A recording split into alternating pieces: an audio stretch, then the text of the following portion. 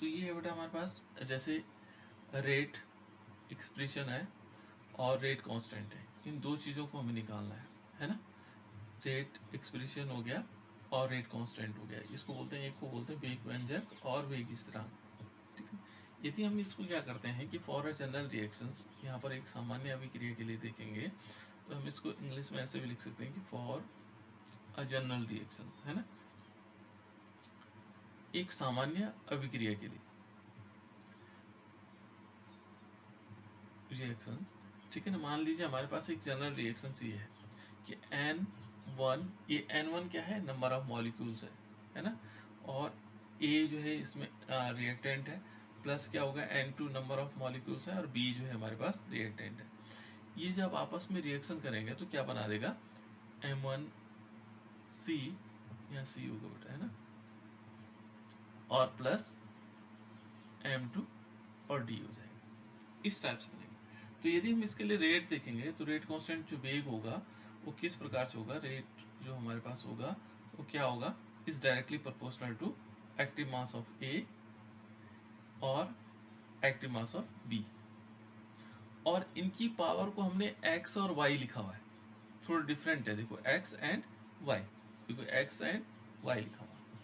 इसमें क्या माना गया कि जो a और b है इनकी जो घातांक होंगे, घातांक का मतलब यहाँ पर क्या होगा, इसमें पावर्स है ना, the power of a and b are x and y, इस ठीक है ना, और इसको बोलते हैं बेटा स्टीशियोमेट्री, गुणांक जो है n1 और n2 के समान होगा, ठीक है ना। ये x और y क्या होंगे, जो हमारे पास होना तो क्या चाहिए था, इसकी पावर n1 और n2 होना चाहिए था, लेकिन ये क्या माना गया, x और y के बराबर लिया, है ना। तो इसमें एक चीज ध्यान रखना होगा हमें कि जो हमारे पास पावर x है और y है, ये हमेशा किससे होंगे, जो प्रैक्टिकल हम वैल्यू निकालेंगे उससे निकाले जा सकते हैं। x और y की जो वैल्यू होगी वो प्रैक्टिकल वैल्यू होगी। कैसी वैल्यू होंगी, प्रैक्टिकल वैल्यू होंगी। ऐसे हम निकाल सकते हैं कि इसकी x जो है इतनी वैल्यू होगी और y इतना होगा, ठीक है। इसको हम क्या करेंगे, प्रैक्टिकली निकाल पाएंगे। और यहाँ पर यदि हम देखेंगे तो रेट क्या हो गया, रेट इज इक्वल टू, हमने बताया था कि directly proportional to active mass of A की पावर x एंड b की पावर x y, ठीक है ना। तो यदि हम इस प्रोपोर्शनल चिन्ह को हटाएं, प्रोपोर्शनल के चिन्ह को हटाएंगे तो क्या हो जाएगा, रेट इज इक्वल टू क्या होगा, k active mass of a की power x and active mass of b की पावर y, ठीक है। अब ये तो क्या था, रेट था जो हमारे पास, एक तरीका तो हमने देखा था, एक हमने रेट और निकाला था। रेट कैसे निकाला था, इसमें से माइनस किया था, जो रिएक्टेंट था वो कम होता था। तो यहाँ पर इस रेट को हम ऐसे भी लिखते थे कि माइनस डी और एक्टिव मास ऑफ आर, जो रिएक्टेंट होगा उसका, क्योंकि यहाँ से कमी होती थी, लेस होता था, इसलिए हम क्या करते थे, इसको माइनस के फॉर्म में जो रेट होता था इस टाइप से भी दिखा सकते थे। और यहाँ आएगा डी टी, और ए इज इक्वल टू किसके बराबर आएगा, के और एक्टिव मास ऑफ ए की पावर एक्स एंड बी की पावर वाई, ये आ जाएगा। और इसके बाद इसमें क्या होता है बेटा, देखो जो समीकरण दूसरी है हमारे पास, जो सेकंड है, ये कह रहा है कि इसका डिफरेंशियल रेट इक्वेशन कहा जाता है इसको, ठीक है ना। इसको हम क्या बोलेंगे, डिफरेंशियल रेट इक्वेशन, ठीक है ना। और के क्या होगा, यहाँ पर कांस्टेंट हो जाएगा, है ना। और इसको हम इसी जो के है, इसी के को बोलते हैं हम रेट कांस्टेंट, ठीक है ना। और जो समीकरण 1 और 2 में है, वेग व्यंजक, जो एक ये वाला और ये वाला, यही हमारे पास क्या है, वेग व्यंजक या वेग नियम है। ये जो दोनों इक्वेशन है यही वेग व्यंजक और वेग नियम है, या rate expression and rate constant है, ये वाला, ये जो दोनों इक्वेशन है, ठीक है। ये थोड़ी याद रखना, आपके पास क्वेश्चन पूछा जा सकता है कि रेट कांस्टेंट और रेट एक्सप्रेशन क्या है, तो हमारे पास ये आ जाएगा, ठीक है। इसी के आगे देखते हैं बेटा, इसमें यदि ये कहता है कि मान लीजिए ए, जो ए हमारे पास है, active mass of A is equal to active mass of B, ये दोनों इक्वल हो तो इज इक्वल टू क्या माना जाता है, 1।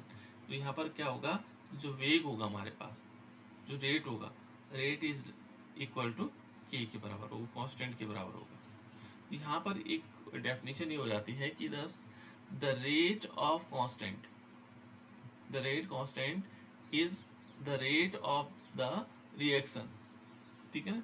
यहाँ पर जो रेट कांस्टेंट होगा वो क्या होगा, the rate of reactions when the concentration of each reactants unit, यानी कि यहाँ पर जो कंसंट्रेशन यदि क्या है 1 मोल पर लीटर है, तो इस कंडीशन में क्या होगा कि जो द रेट ऑफ कांस्टेंट होगा, जो रेट कांस्टेंट होगा is the rate of reaction, वही रेट ऑफ रिएक्शन होगा। रेट कांस्टेंट क्या होगा, रेट ऑफ रिएक्शन होगा।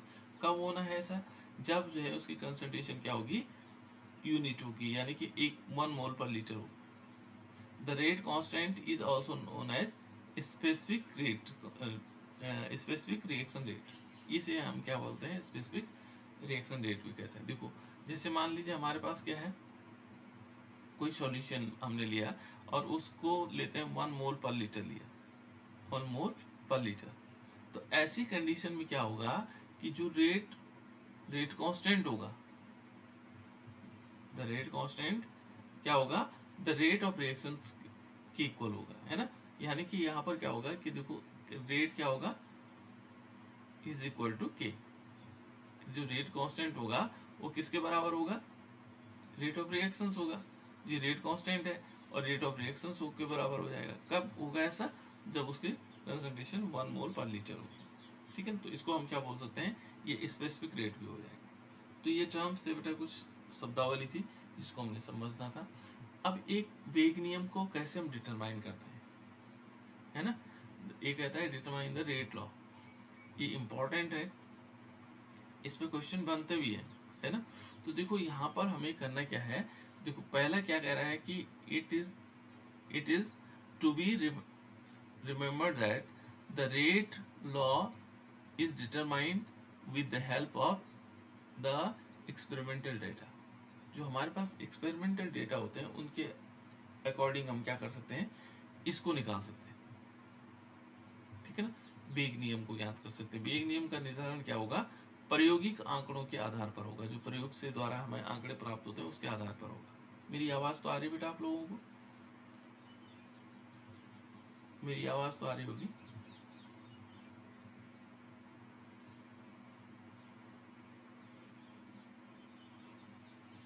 मुझे पता नहीं लग रहा आ रही है या नहीं आ रही।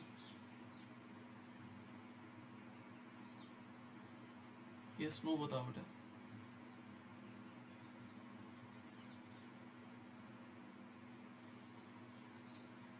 Yes sir. चलो ठीक है ना। तो यहाँ पर क्या है, तो ये आएगा with the help of experimental data. जो एक्सपेरिमेंटल डेटा होगा उसके आधार पर हम क्या कर सकते हैं, वेग नियम ज्ञात कर सकते हैं। देखो यह ध्यान रखना आपको कि जो वेग नियम का निर्धारण प्रायोगिक जो आंकड़े होते हैं उसके आधार पर किया जाता है, यानी कि ठीक है ना। दूसरा कहता है देखो अभिकारकों की एक निश्चित सांद्रता लेकर अभिक्रिया प्रारंभिक वेग ज्ञात करते हैं, ठीक है। निश्चित मात्रा लेते हैं और उससे अभिक्रिया प्रारंभ कर लेते हैं। जैसे मान लीजिए हम क्या कर सकते हैं, 0.2 मोल पर लीटर ले सकते हैं, इससे मान लीजिए हमने शुरू किया, है ना। या किसी और से भी कर सकते हैं, तो हम एक निश्चित सांद्रता से शुरू कर लेते हैं, है ना। फिर क्या होगा, फिर यहाँ ध्यान देना बेटा, ये इसी टाइप के क्वेश्चन पूछे जाते हैं। पहला क्या करना है, first of all the initial rate of the reaction is determined by the taking specific concentration of reactant। हमने स्पेसिफिक क्या लेना है, स्पेसिफिक कंसंट्रेशन लेनी है किसकी, रिएक्टेंट की। मान लीजिए रिएक्टेंट हमने क्या लिया, 2 मोल पर लीटर लिया, है ना। अब फिर क्या करना है, देखो जब हमने स्पेसिफिक रेट ले लिया तो यहाँ पर यदि देखेंगे तो दोनों कंडीशन में क्या होगी, इक्वल होगी, है ना, ये 2 ही रहेगा। लेकिन अब क्या करना है, देखो फिर हम क्या करेंगे, फिर किसी एक अभिकारक की सांद्रता को स्थिर रखते हुए दूसरे की सांद्रता को, मान लीजिए हमारे पास एक ए है और एक बी है, ऐसा ले लेते हैं, ऐसे मान लेते हैं। और हमने शुरुआत में क्या किया है कि 0.2 मोल पर लीटर ये लिया, है ना, और ये भी क्या लिया, 0.2 मोल पर लीटर लिया, दोनों हमने इक्वल ले लिया। देखो हम क्या निकाल रहे हैं इस समय, रेट लॉ को निकाल रहे हैं, है ना, इसको ज्ञात कर रहे हैं, डिटरमाइन कर रहे हैं। तो कैसे क्या करेंगे, सबसे पहले हमने क्या किया, इन दोनों के लिए हमने देखो एक निश्चित सांद्रता ले ली, निश्चित सांद्रता का मतलब क्या लिया, स्पेसिफिक कंसंट्रेशन, है ना। तो यहाँ पर क्या है, इनिशियल क्या होगा, डिटरमाइन स्पेसिफिक कंसंट्रेशन लिए रिएक्टेंट की। अब हमने क्या करना है, फिर देखो, फिर एक एक अभिकारक की सांद्रता को स्थिर रखते हुए दूसरी की सांद्रता को में एक निश्चित गुणांक में से परिवर्तित करके प्रारंभिक वेग ज्ञात करते हैं। देखो after this concentration one reactant is kept constant, एक रिएक्टेंट को हम क्या कर देंगे, कांस्टेंट कर देंगे। मान लीजिए हमने क्या किया, ए को ये जो ए वाला है इसको कांस्टेंट कर दे, तो कांस्टेंट बने 2 मोल पर लीटर, इससे ज्यादा नहीं बढ़ने दिया इसको, ठीक है ना, इसको हमने कांस्टेंट कर लिया। लेकिन क्या कहता है, देखो, that constant and that of the others changed by the definite amount again initial rate determined, ठीक है ना। और इसको क्या होगा, डेफिनेट अमाउंट में क्या करना है, इसको चेंज करना है। मान लीजिए इसमें हमने क्या किया, 0.4 मोल पर लीटर, देखो एक कंडीशन आ जाएगी। फिर क्या होगा, देखो इसके पश्चात क्या करेंगे, दूसरे अभिकारक की सांद्रता को स्थिर रखते हुए पहले वाले की सांद्रता को परिवर्तित कर देते हैं। अब दूसरे वाले की स्थिर कर देते हैं, यानी 0.2 कर देते हैं, इसको 0.2 करेंगे मोल पर लीटर, और इसकी क्या कर देंगे, चेंज कर देंगे। मान लीजिए इसका हमने 0.3 मोल पर लीटर ले लिया, ठीक है ना। तो परिवर्तित करके प्रारंभिक वेग ज्ञात करते हैं। देखो यहाँ पर, now the concentration of the other reactant kept constant and the first that of the first one is changed a definite amount, the initial rate is again determined, और इससे हम क्या कर सकते हैं, इनिशियल रेट ज्ञात कर सकते हैं। जैसे एक एग्जांपल के रूप में ले लेते हैं टेस्ट में, ये हमने एग्जांपल ले लिया, ठीक है। देखो यहाँ पर क्या है कि ये रिएक्शन है हमारे पास 2A प्लस बी, देखो इसको ऐसे समझ लेते हैं कि मान लीजिए हमारे पास 2A प्लस बी और is equal to C plus D है, देखो C प्लस डी है, ये हो गया। अब हमने क्या करना है यहाँ पर, कैसे कैसे, देखो जो हमारे पास सीरियल नंबर 1 है, तो ए का जो मोल, देखो ए जो हमारे पास है मोल पर लीटर है वो 0.1 है, बी भी हमने क्या लिया 0.1, लेकिन इसकी जो रेट था, इनिशियल रेट जो था मोल पर लीटर पर मिनट था, वो इतना है। देखो ये वाली वैल्यू आ गई, है ना। ये कहाँ से निकला, एक्सपेरिमेंट के थ्रू, ये भी क्वेश्चन ही है, अभी सॉल्यूशन शुरू नहीं हुआ है ना। दूसरा देखो, दूसरे फिर हमारे पास क्या हुआ कि दूसरे में हमने ये फर्स्ट वाले को चेंज कर दिया, ये पहले वाले को चेंज कर दिया, देखो पहले वाले को हमने चेंज कर दिया, इसकी कंसंट्रेशन चेक की, लेकिन जो दूसरा वाला था उसकी कंसंट्रेशन को क्या किया, कांस्टेंट कर दिया। देखो ना, it is clear from the observation that when the concentration of B is kept constant, देखो बी को हमने क्या कर रखा है, कांस्टेंट कर रखा है, and that of A increase 4 times, हमने इसको 4 टाइम्स इंक्रीज करवा दिया, the rate also increase 4 time, देखो ये 4 टाइम्स क्या होगी, इंक्रीज होगी। और देखो चार गुना बढ़ेगी कि नहीं बढ़ेगी, देखो यहाँ पर जो रेट था इसका वो था 6 इंटू 10 टू द पावर -3, ये तो था 10 टू द पावर -3। अब यदि ये देखो ये 4 टाइम बढ़ा ना, तो ये कहता है कि यदि हमने क्या कर दिया, एक को बढ़ा दिया तो रेट ऑल्सो इंक्रीज 4 टाइम्स, वो 4 टाइम बढ़ जाएगा। तो देखो कैसे, यहाँ पर 6 गुणा गया 10 की घात -3 गुणा गया कितना 4, तो 6 को 24 हो रहा है, 24 गुणा गया 10 की घात -3 आना चाहिए, है ना। या हम इसको 2.4 इंटू 10 टू द पावर -2 कर सकते हैं। तो देखो ये आया कि नहीं आया, एक्सपेरिमेंट बता रहा है कि नहीं बता रहा है। देखो बेटा, यदि हम क्या करें, इनको पहले वाले में कांस्टेंट रखें और उसका रेट को चेक कर लें, फिर हमने क्या किया, एक ही कंसंट्रेशन को हमने बढ़ा दिया, 4 गुना कर दिया, बी के कंसंट्रेशन को ऐसे रखा, तो इसमें देखा कि वहां पर क्या हुआ, रेट क्या हो गया, 4 गुना बढ़ गया, ठीक हो गया। अब दूसरे वाले में देखो आगे कह रहा है कि thus the rate of reaction depend upon the power of the concentration of A, जो A की पावर है उस पर डिपेंड करेगा। रेट क्या कर रहा है, इससे क्या निर्धारित हो रहा है कि जो हमारे पास रेट है, रेट ऑफ रिएक्शंस है, वो किस पे डिपेंड कर रहा है, जो A है उसकी पावर पे डिपेंड कर रहा है। ठीक है।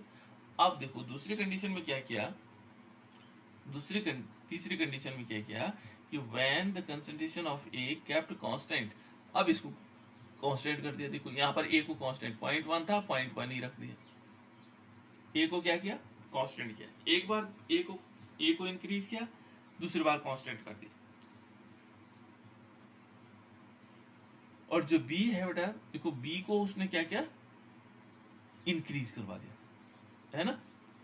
And that B is made 3 times. देखो 3 times the rate increase 9 times. देखो जब बी को 3 टाइम्स किया तो वहां क्या हुआ, वो 9 टाइम्स जो है क्या हो गया, इंक्रीज हो गया।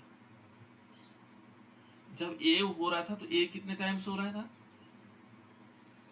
ए तो हो रहा था 3 टाइम्स, 4 टाइम्स, और ये 9 टाइम्स हो गया। यानी कि 3 था और 3 का क्या हो गया, इतना गुना हो गया, है ना। तो ये कहता है कि the rate of depend upon the second power of B. देखो इस कंडीशन में क्या होगा, उसकी पावर पे डिपेंड कर रहा है ना। तो thus the rate of reactions expressed as, यहाँ पर क्या आ जाएगा, ये पावर में आएगा। कैसे निकालेंगे, देखो यहाँ पर हम कैसे निकालते हैं बेटा, देखो यहाँ है rate is directly proportional to k, और यहाँ होगा एक्टिव मास ऑफ ए की पावर एक्स और बी की पावर वाई। अब यहाँ पर एक्स वाई का मतलब क्या होगा, यहाँ पर जो रेट होगा, rate is equal to k, और यहाँ होगा एक्टिव मास ऑफ ए, ठीक है ना, और इसकी कोई पावर नहीं है। और बी की जो पावर होगी वो क्या हो रही है, 2 टाइम्स हो रही है ना। तो ये 2 टाइम्स ऐसे ही करके हम निकाल सकते हैं इसमें। तो इस प्रकार से उन्होंने दिया हुआ, बी की पावर कितना आ जाएगी, 2 आ जाएगी। और ये स्टिचियोमेट्री होती है ना, ये क्या होगी, स्टिचियोमेट्री होगी। इस टाइप के क्वेश्चन आएंगे आप लोगों के पास, उन क्वेश्चनों को आप सॉल्व कर सकते हैं, ठीक है ना। मैं देख रहा हूँ यदि कोई क्वेश्चन होगा इस टाइप का, इस टाइप से हम डिटरमाइन कर सकते हैं।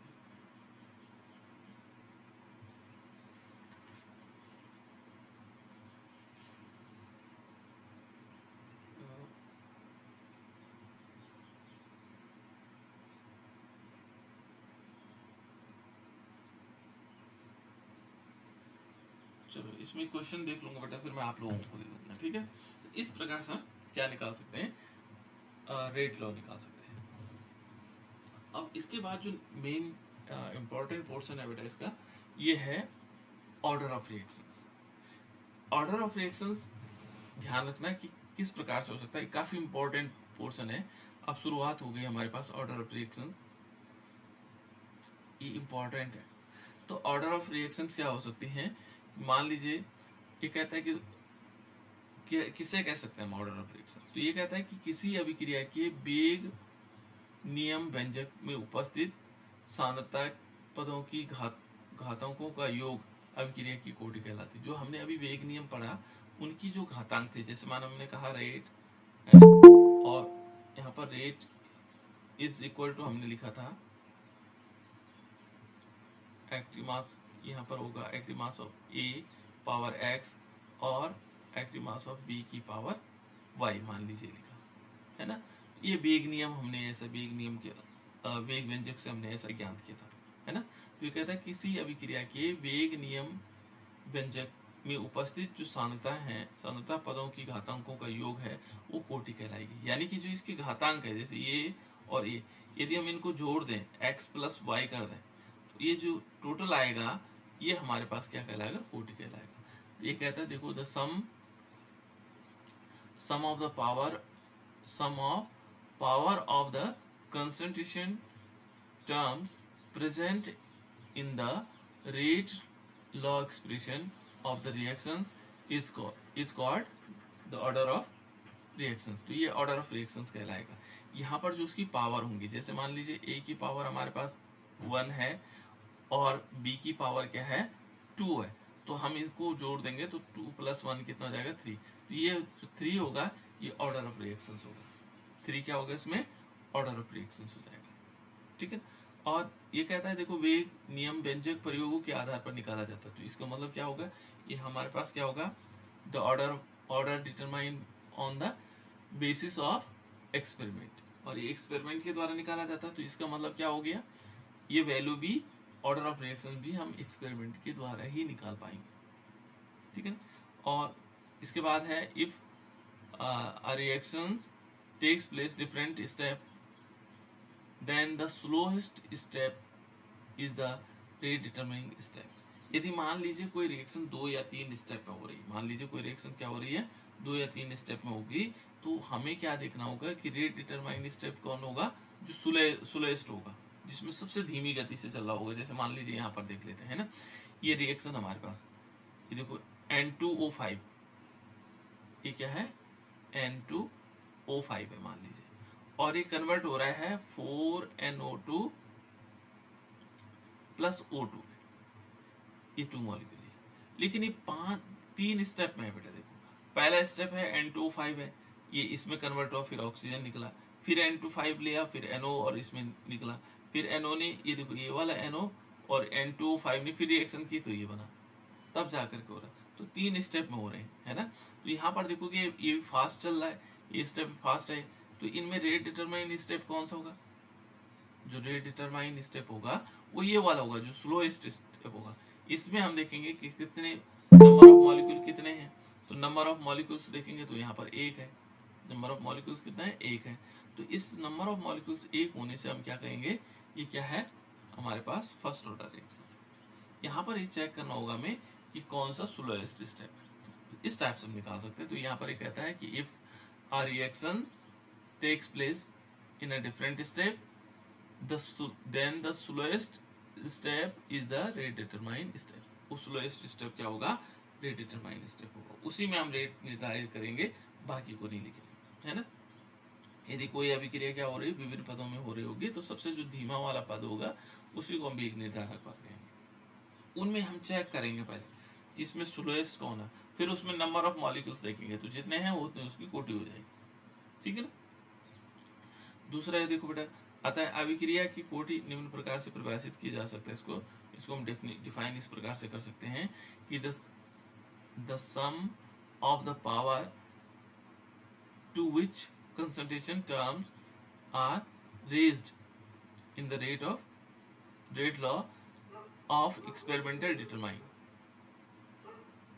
The rate determine step of the reactions is called the order of the reactions, ठीक है ना। यानी कि किसी भी अभिक्रिया में, जैसे मान लीजिए यहाँ पर हमने लिया है ना,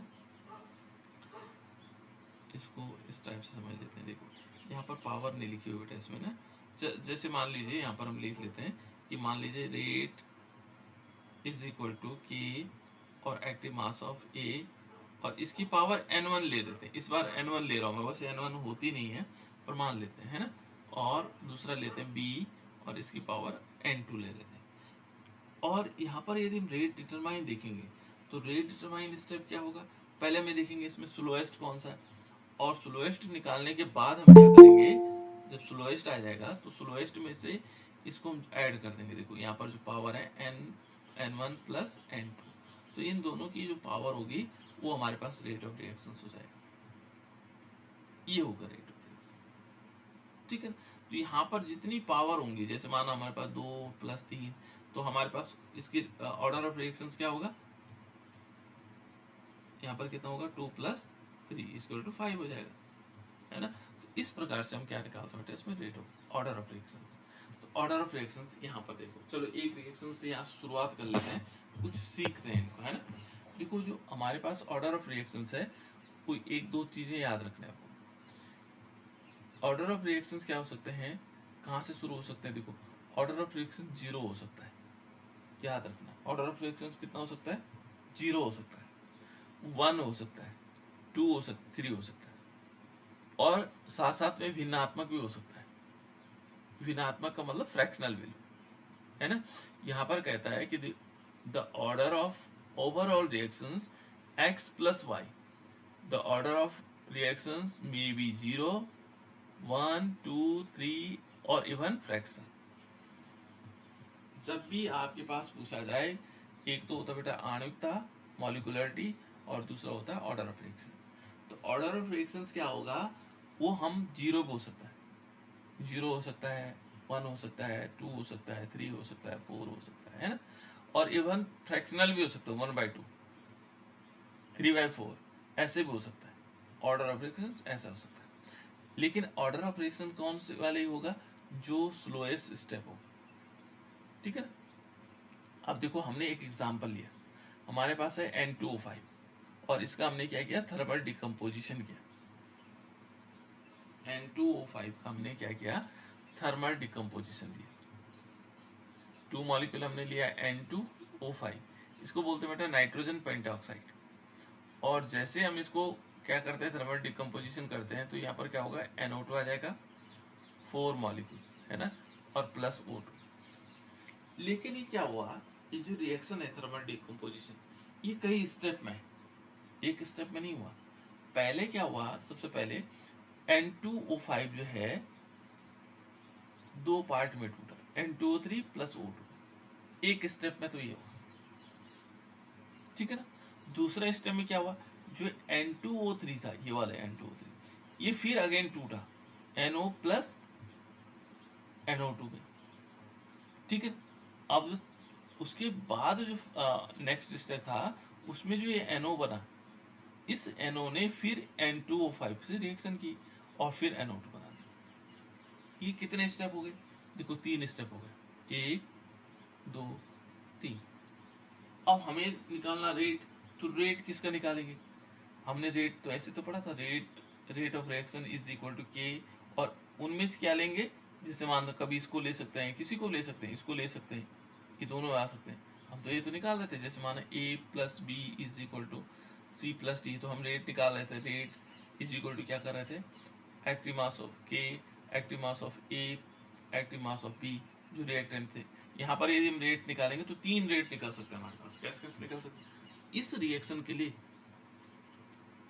ध्यान से देखना बेटे, ये वाला पॉइंट याद रखना आपको। यहाँ पर यदि हम रेट निकालेंगे तो रेट क्या होगा, rate is equal to k, और यहाँ आएगा एक्टिव मास ऑफ N2O3 है ना, और नहीं सॉरी N2O3 नहीं आएगा बेटा, N2O5 आएगा। हमने रिएक्टेंट लेना है, ये रिएक्टेंट है N2O5, ठीक है ना, N2O5। इस वाली रिएक्शन के लिए यदि हम रेट निकालेंगे तो क्या होगा, रेट इज इक्वल टू क्या होगा, के और एक्टिव मास ऑफ N2O3। इस वाले के लिए निकालेंगे तो क्या निकलेगा, rate is equal to k, और यहाँ पर आएगा एक्टिव मास ऑफ NO और into active mass of N2O5। ये 3 आएंगे, क्योंकि एक रिएक्शन कंप्लीट होने के लिए हमारे पास ये 3 हुए, 3 पार्ट है। अब हमें समस्या इस बात की है, यहाँ पर रेट कौन सा वाला होगा, कोई बताएगा, इन तीनों स्टेप में रेट कौन सा होगा, 3 तो हो नहीं सकते, कौन सा होगा, ये इस रिएक्शन के 3 पार्ट है बेटा, ध्यान रखना। इस रिएक्शन की मैकेनिज्म है, क्रियाविधि ऐसे करके पूरी होती है, तो इसमें रेट कौन सा होगा,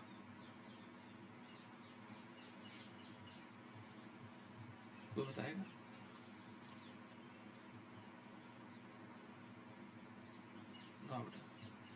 क्या रेट होना चाहिए इसका, ये वाला होगा, ये वाला होगा, ये वाला होगा, तो तीनों के लिए हमने निकाला ना कि ऐसे निकालते हैं, लेकिन इनमें सही कौन सा होगा,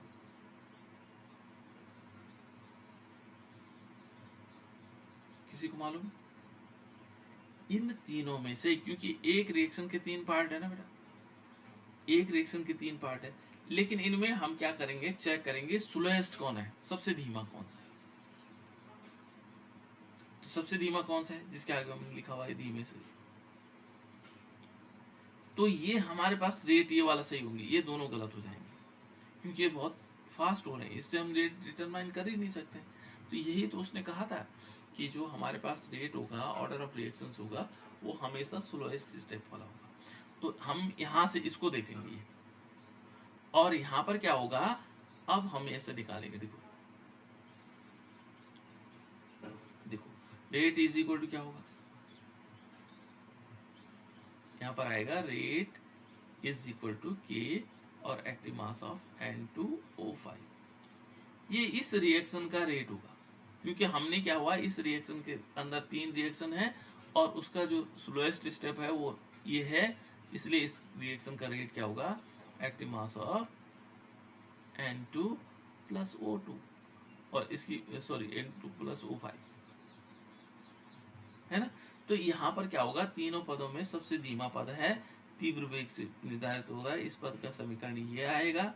इसलिए इसकी देखो, जिसकी पावर कुछ नहीं बेटा, देखो जिसकी पावर कुछ नहीं होती उसकी पावर क्या मानी जाती, 1 है ना। तो इसलिए क्या होगा, अब ये कौन सी, इसका ऑर्डर ऑफ रिएक्शन क्या है, इसकी कोटि क्या है, इस अभिक्रिया की कोटि क्या है। इस अभिक्रिया की कोटि 0 हो सकती है, 1 हो सकती है, या 2 या 3, क्या होगा, यह भिन्नात्मक होगी। बताओ जल्दी बताओ मुझे, इसकी कोटि क्या है बेटा,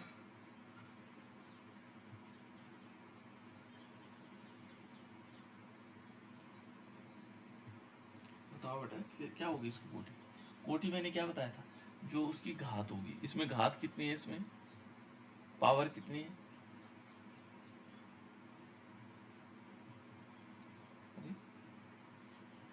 कितनी पावर दिखाई दे रही है हमें,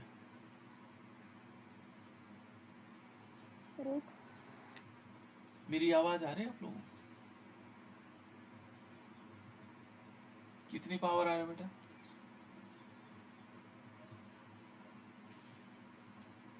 यहाँ पर देखो ना 1 है, इसकी पावर कितनी मैंने कहा था, जिसकी पावर कुछ नहीं है उसकी पावर को हम क्या मान लेंगे, 1 मान लेंगे। तो इसकी पावर 1 होने का मतलब इसकी ऑर्डर ऑफ रिएक्शन कितना हो गया, 1। तो इस रिएक्शन का ऑर्डर ऑफ रिएक्शन कितनी हो जाएगी, 1। अभी निकालना है आप लोगों ने, है ना। इस प्रकार से निकालते हैं। देखो दूसरा वाला यदि स्टेप देखेंगे, इस यहाँ पर देखो ये कौन सी कोटि की अभिक्रिया है, ये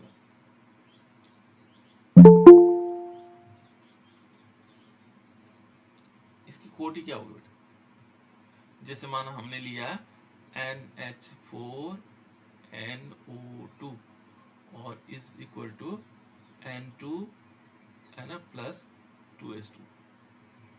यहाँ कैसे निकाला जाता है, यदि हम रेट निकालेंगे तो रेट इज इक्वल टू क्या होगा, जो रिएक्टेंट होगा इज इक्वल टू K और एक्टिव मास ऑफ NH4NO2 एक ही साथ है ना, इसकी पावर इस टाइप से है ना। तो देखो यहाँ पर ये पूरा आएगा और इसकी पावर कुछ नहीं, इसकी पावर को हम 1 मान लेंगे। तो कोटि, इसका rate of order of reactions क्या होगा, बताओ जल्दी बताओ, अभिक्रिया की कोटि कितनी होगी, बताओ बेटा इसकी कोटि क्या होगी। इसकी पावर 1 आ गई तो कोटि क्या होनी चाहिए, ऑर्डर ऑफ रिएक्शंस कितना होना चाहिए,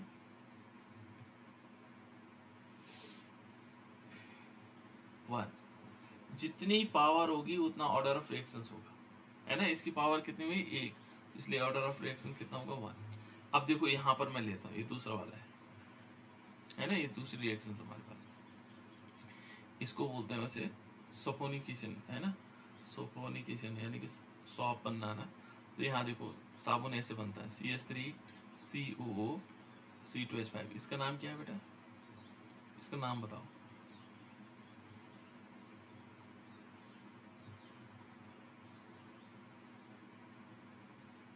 इसका नाम क्या है,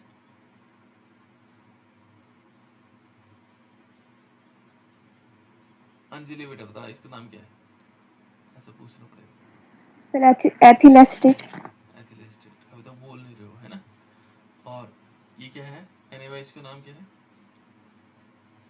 सोडियम हाइड्रोक्साइड। और इसका सोडियम एसिटेट। सोडियम एसिटेट, है ना। और साथ साथ इसमें क्या बनेगा, देखो CH3CH2OH बनता है, इसको हम बोलते हैं, इसका नाम तो कशिश बता देगी, क्या नाम है बेटा कशिश इसका, CH3CH2OH।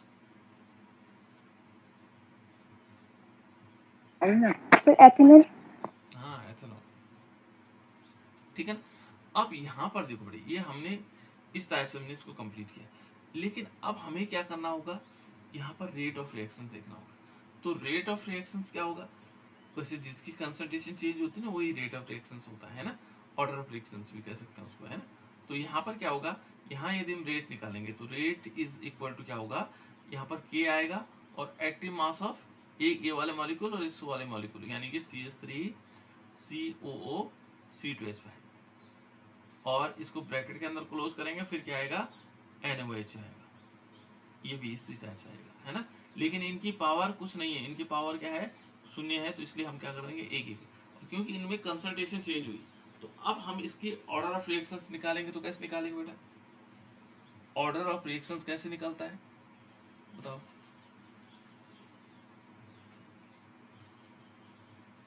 ऑर्डर ऑफ रिएक्शंस कैसे निकलता होगा, या अभिक्रिया की कोटि कैसे निकलती होगी, इसको अभिक्रिया की कोटि कहते हैं।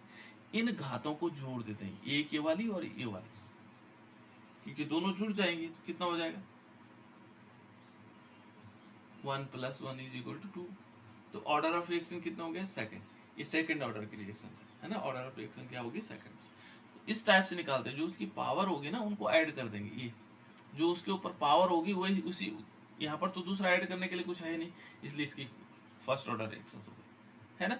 सेकंड, ये सेकंड ऑर्डर रिएक्शन होगी, जहां पर क्या होगा जीरो होगा ऐसे कंडीशन में, जहां पर कंसंट्रेशन चेंज नहीं होगा। देखो यहाँ पर हमने क्या किया, देखो एक लिया हुआ है 2NO2 ऐसा ले रखा, फिर हमने क्या किया 2NO प्लस, वैसे ही वैल्यू सारी के सारे एक्सपेरिमेंटल वैल्यू होती बेटा, है ना, हमें पता नहीं लगता एक्सपेरिमेंटल वैल्यू होती। यहाँ पर हम देखते हैं इसकी कंसंट्रेशन चेंज हो रही है ना। तो यहाँ रेट ऑफ रिएक्शंस क्या होगा, रेट ऑफ रिएक्शन क्या होगा बेटा बताओ, इसका रेट क्या होगा, रेट, हाँ बोलो, रेट और K active mass of NO2 और इसकी पावर में चले जाएगी, ये वाली पावर में चले जाएगी, ये दो जो नंबर ऑफ मॉलिक्यूल्स कहाँ होते हैं पावर में चले जाते हैं, इसलिए इसके जो ऑर्डर ऑफ रिएक्शंस होगा क्या होगा। देखो रेट तो ये हो गया, और ऑर्डर ऑफ रिएक्शंस कैसे निकालेंगे, देखो ऑर्डर ऑफ रिएक्शंस जो इसकी पावर होगी, पावर कितनी है इसकी, पावर 2 है, इसलिए क्या होगा ये हमारे पास सेकंड ऑर्डर रिएक्शन है ना। इसकी इसका ऑर्डर ऑफ रिएक्शन क्या होगा सेकंड कोटि, ठीक है ना, ये द्वितीय कोटि की अभिक्रिया होगी। अब एक और देखो यहाँ पर मजेदार बात भी, यहाँ एक और है,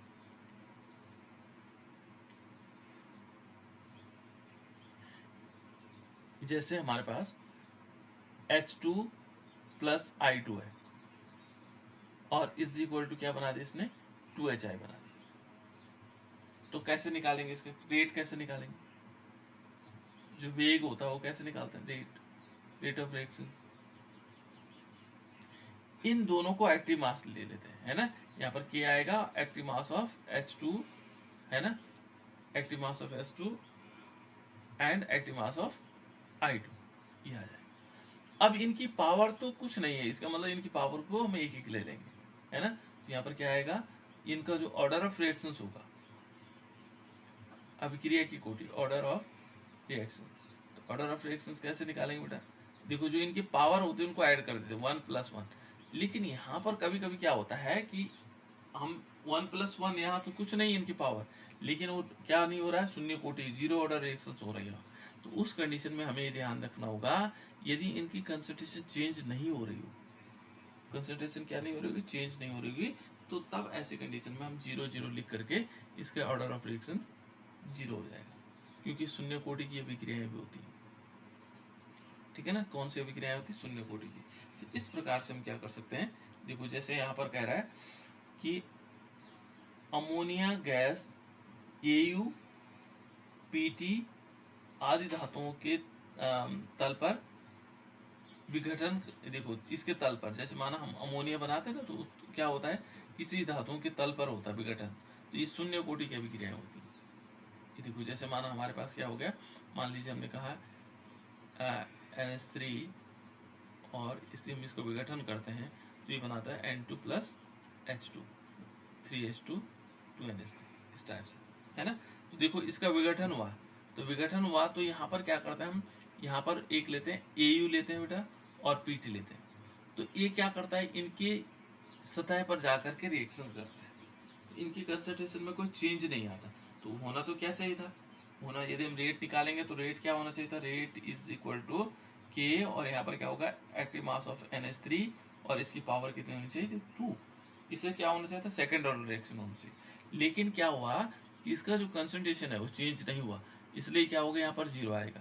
तो ये क्या होगा ऑर्डर ऑफ रिएक्शन क्या होगी इसकी शून्य होगी, शून्य कोटि की है ना। तो ये थोड़ा सा ध्यान रखना होगा क्योंकि ये चीजें क्या होगी, देखो यहाँ पर H2 प्लस Cl2 है ना, ये भी शून्य कोटि की अभिक्रिया है क्योंकि ये क्या होता है सूर्य के प्रकाश की उपस्थिति में होता है, प्लेटिनम की सतह पर होता है।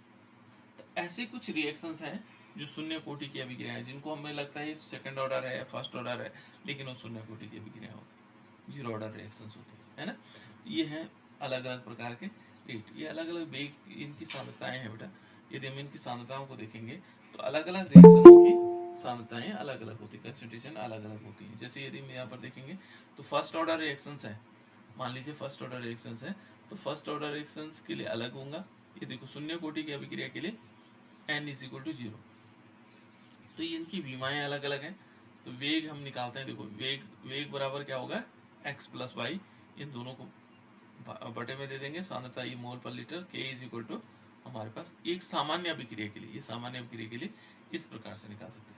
तो देखो x ये कह रहा है चूंकि x plus y is equal to n है ना, तो n क्या है, n क्या है अभिक्रिया की कोटि है, ऑर्डर ऑफ रिएक्शंस है। तो यहाँ पर ये देखेंगे तो ये हमारे पास जीरो ऑर्डर रिएक्शंस के लिए क्या होगा, देखो जो हमारे पास क्या होगा जीरो ऑर्डर ऑफ रिएक्शंस है ना, ऑर्डर ऑफ रिएक्शन। तो इसके लिए जो इसकी यूनिट होगी वो क्या होगी, ये होगा मोल, ठीक है, मोल पर लीटर। और यहाँ पर क्या होगा ब्रैकेट में ये कहता है, ये जनरल फॉर्मूला है, यहाँ आएगा 1 माइनस n और सेकेंड इनवर्स, ये है हमारे पास है ना। अब यदि n इज इक्वल टू शून्य है, जीरो है, तो n is equal to zero होने से क्या होगा, देखो यदि हम शून्य जीरो ऑर्डर रिएक्शंस के लिए निकालेंगे, ये तो जनरल है, इसको हम जनरल लेंगे ना। जीरो ऑर्डर के लिए देखिए बेटा, जीरो ऑर्डर के लिए क्या होगा, जीरो ऑर्डर के लिए क्या होगा n is equal to zero हो जाएगा। इसमें n is equal to zero लिख लो, यहाँ पर क्या आएगा मोल पर लीटर, देखो यहाँ पर लीटर आएगा और सेकेंड इनवर्स, ठीक है। अब फर्स्ट ऑर्डर रिएक्शन के लिए इसके लिए क्या होगा 1 हो जाएगा, तो इसके लिए जब वैल्यू 1 होगी, यहाँ पर n is equal to 1, 1 minus 1 zero हो जाएगा, तो ये पूरा जीरो हो जाएगा। जब किसी की पावर जीरो होती है जीरो हो जाता है। तो फर्स्ट ऑर्डर रिएक्शन के लिए क्या होगा, फर्स्ट ऑर्डर रिएक्शंस के लिए क्या होगा, फर्स्ट ऑर्डर रिएक्शन के लिए इसकी जो यूनिट होगी वो सेकंड इनवर्स होगी। ऐसे ही सेकंड ऑर्डर के लिए निकालेंगे, ठीक है ना, ये तो अलग अलग निकालेंगे। सेकंड ऑर्डर रिएक्शन के लिए निकालेंगे तो यहाँ पर क्या होगा n माइनस 1 हो जाएगा, माइनस 1 हो जाएगा तो सब में माइनस 1 कर देना, ठीक है। तो ये अलग अलग टाइप के थे। ये तो था बेटा ऑर्डर ऑफ रिएक्शन। दूसरा पार्ट हमारे पास है मॉलिक्यूलरिटी ऑफ रिएक्शंस। अब ऑर्डर ऑफ रिएक्शंस में क्या था कि जितनी मॉलिक्यूल का कंसंट्रेशन चेंज हो रही थी है ना, वो तो था ऑर्डर ऑफ रिएक्शन। और मॉलिक्यूलरिटी क्या है, जितने मॉलिक्यूल इसमें क्या कर रहे होंगे रिएक्शन में पार्टिसिपेट कर रहे होंगे, वो क्या कहलाएगा मॉलिक्यूलरिटी। अब मॉलिक्यूलरिटी क्या हो सकती है, मॉलिक्यूलरिटी ध्यान रखना बेटा, वहां मैंने कहा था ऑर्डर ऑफ रिएक्शन 0 हो सकता है, 1 भी हो सकता है, 2 भी हो सकता है, 3 भी हो सकता था और फ्रैक्शनल भी हो सकता था। लेकिन जो मॉलिक्यूलरिटी है वो 0 नहीं होगा, 0 नहीं होगा बेटा। 0 मॉलिक्यूल होगा तो रिएक्शन कैसे हो जाएगा, मॉलिक्यूलरिटी 0 हो ही नहीं सकती। तो मॉलिक्यूलरिटी 0 नहीं हो सकती और फ्रैक्शनल भी नहीं हो सकती। ये हमेशा क्या होगी, जो हमारे पास कंप्लीट नंबर होंगे, पूर्णांक जिनको हम बोलते हैं 1 2 3 इस फॉर्म में होगी, फ्रैक्शनल भी नहीं होगी, है ना। तो देखो the number of species, molecule हो सकता है, एटम हो सकता है, आयन हो सकता है, taking part in elementary reactions which collide simultaneously to form product is called molecularity of reaction, ठीक है ना। किसी प्राथमिक रासायनिक अभिक्रिया में भाग लेने वाले जो स्पीसीज हैं, परमाणु हो सकते हैं, अणु हो सकते हैं, आयन हो सकते हैं, जो एक साथ संगठन करके अभिक्रिया करते हैं, उनकी संख्या जो है क्या कहलाएगी, आणविक कहलाएगी, है ना। यह हम सिंपल कह सकते हैं किसी अभिक्रिया में भाग लेने वाले जो अणु होंगे वो क्या कहलाएगा, उसकी मॉलिक्यूलरिटी कहलाएगी। अब मान लीजिए सपोज इसमें कितने, देखो माना मैंने ये कहा है NH4 NO2 और प्लस N2 प्लस H2, इसमें कितने मॉलिक्यूल ले रहे हैं बेटा भाग, इस अभिक्रिया में कितने मॉलिक्यूल भाग ले रहे हैं? एक ही मॉलिक्यूल तो ले रहा है, इसका एक मॉलिक्यूल ले रहा है। यहाँ देखो NH4 NO2 एक मॉलिक्यूल ले रहा है, इसलिए ये क्या होगा, एक आणुक हो जाएगी, है ना, यूनिमॉलिकुलर रिएक्शन। इसको हम यूनिमॉलिकुलर रिएक्शन कहेंगे, है ना, यूनिमॉलिकुलर रिएक्शन। यहाँ पर एक मॉलिक्यूल भाग ले रहा है, पार्टिसिपेट कर रहा है। यहाँ पर भी देखो ये भी एक मॉलिक्यूल है, तो ये भी यूनिमॉलिकुलर हो जाएगा। माना मैं कहूँ 2HI is equal to H2 plus I2, कितने मॉलिक्यूल ले रहे हैं भाग? ये तो सिंपल है बेटा, जितने मॉलिक्यूल भाग ले रहे होंगे, जितनी ये संख्या देखो, ये कितने हैं, 2 है, तो ये क्या होगा, बाइमॉलिकुलर। द्विआणु का विक्रिया कहते हैं बाइमॉलिकुलर, है ना, ये बाइमॉलिकुलर रिएक्शन हो जाएगा। जैसे मान लो देखो H2 plus Cl2 is equal to क्या होगा, 2HCl। तो ये देखो एक अणु ये हो गया, एक अणु ये हो गया, दो अलग अलग है ना, H2 अलग होता है, क्लोरीन अलग होता है, तो 1 + 1 यानी कि भी क्या होगा, बाइमॉलिकुलर हो जाएगा। तो यहाँ पर नंबर ऑफ मॉलिक्यूल्स कितने हैं वो डिपेंड करता है। अब देखो ट्राइमॉलिकुलर कैसे हो सकता है, यहाँ पर हमने लिया 2NO, देखो 2 मॉलिक्यूल हो गए, एक मॉलिक्यूल ऑक्सीजन का हो गया, इसके आगे क्वेश्चन कह रहे हैं तो एक हो गया, एक और 2 3 मिलाकर, तो ये क्या होगा, ट्राइमॉलिकुलर हो गया। तो यहाँ पर क्या होंगे, मॉलिकुलरिटी हमारे पास क्या होंगे, 1 2 3 हो सकती है। ऑर्डर ऑफ रिएक्शन थोड़ा डिफरेंट होगा, जितने नंबर ऑफ मॉलिक्यूल इसमें पार्टिसिपेट कर रहे हैं वो क्या कहलाएगा, इसका मॉलिकुलरिटी कहलाएगी। अब यहाँ पर ये अलग है, ये थोड़ी सी इसको स्क्रीनशॉट खींच लो बेटा, है ना, ये मॉलिकुलरिटी इंग्लिश में नहीं बना पाया मैं इसको हिंदी में, लेकिन ये हमारे पास एक है ऑर्डर ऑफ रिएक्शंस और मॉलिकुलरिटी में क्या अंतर है। ये ऑर्डर ऑफ रिएक्शंस है, मॉलिकुलरिटी, इनमें क्या डिफरेंस है, ये क्वेश्चन बार बार पूछा जाता है। अभी हम आगे पढ़ेंगे इसको, ऑर्डर ऑफ रिएक्शंस को काफी डिटेल में पढ़ेंगे, है ना। तो ये हमारे पास क्या हो जाएगा, मॉलिकुलरिटी और इसमें